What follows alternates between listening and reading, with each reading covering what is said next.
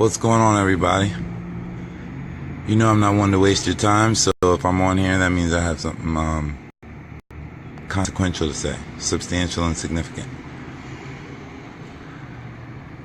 I was just sitting here thinking, which is what I do.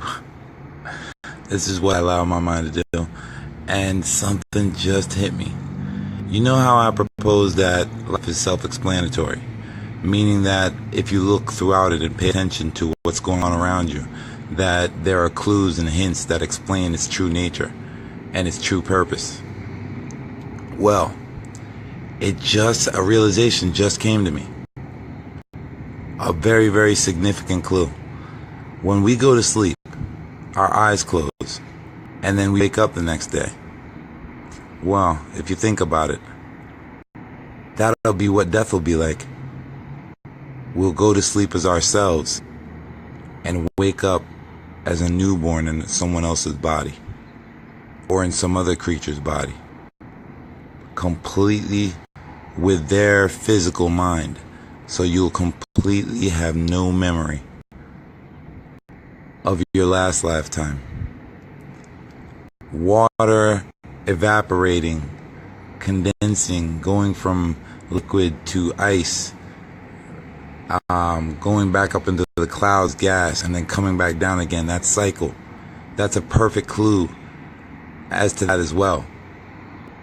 That death and life is all a cycle. It's a conveyor belt. It's not a starting point end line.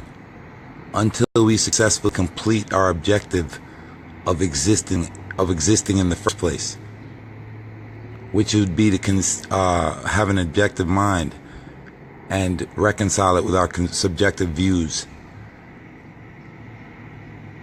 and to realize all of the truths of the source code of the machinations to nature, then we will continue having to repeat this game generation after generation.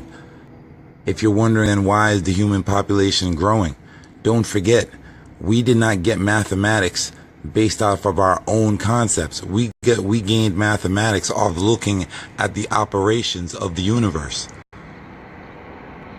When we are not just adding or subtracting, we're also multiplying and dividing.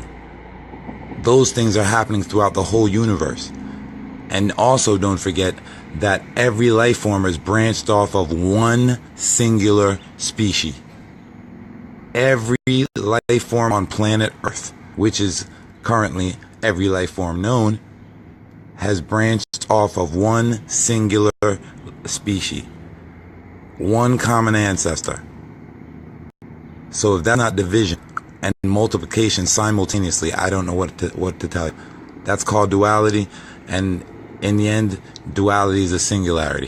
So even it has its own duality. What I'm proposing sounds crazy, but if you take the time to sit back and think about it, it's all logical, it's all rational, and it all coincides with what's going on in the world. I don't have to point you to faith. I don't have to tell you I'll answer that question later. No, I go directly at the subject of reality. I don't avoid it. It just confounds me how people can criticize me when that's all they spend their time doing, is avoiding reality.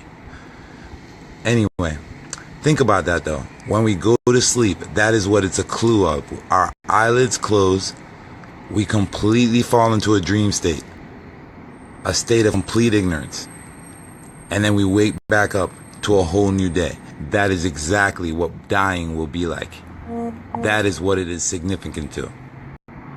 You know how people love to say that sleep is the cousin of death. Well, what it really is a parallel. And we have to find what parallel significance sleep really was. And that is exactly what it is. When you die, it will be like your eyes closing and waking up again. When you're reborn, it will be like waking up again the next day, except in a whole new body with no memory of your previous life. And your energy more than likely spinning too.